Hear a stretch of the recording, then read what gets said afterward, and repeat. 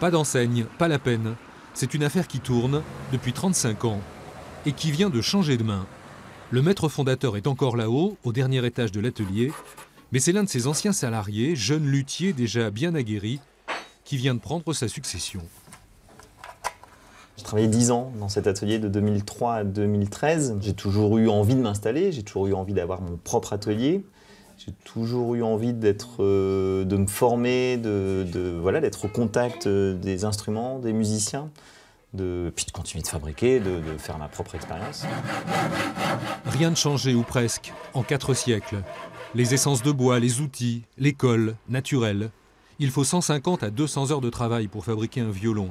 Rien de changé, sauf les archets. Ceux de la musique baroque se sont perdus avec le temps. Et c'est devenu la spécialité de la maison. Moi, je suis dans un travail de recherche de ces archets-là, recherche historique et reconstitution, parce que beaucoup ont disparu, puisqu'on ne les utilisait plus, on les a abandonnés. Il ne reste guère en France qu'une trentaine d'ateliers de lutherie se consacrant encore à la fabrication. Artisanat de haute précision, métier d'orfèvrerie, au service du grand art.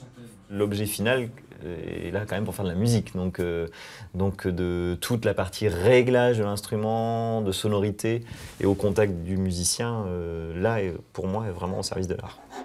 Et de ses serviteurs, car il ne se passe pas une journée sans qu'un musicien ou une musicienne passe par là, pour un réglage, un affûtage. L'atelier se fait alors salon de musique et cabinet de consultation. C'était un petit peu incrusté dans ton chevalet, effectivement. C'est la vertu de la proximité, ce qui n'empêche pas la maison de voir plus grand que la rue de Molombe à Caen. Côté réputation et clientèle, on va de l'avant.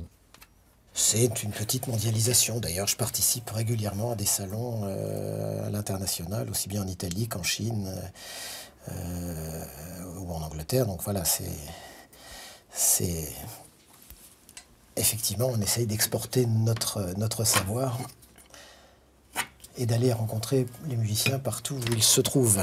L'atelier Tanguy n'a pas pris le nom d'Antoine Lescombe. Il l'a baptisé Les Éclisses. C'est l'atelier d'une équipe dont il est désormais le chef d'orchestre.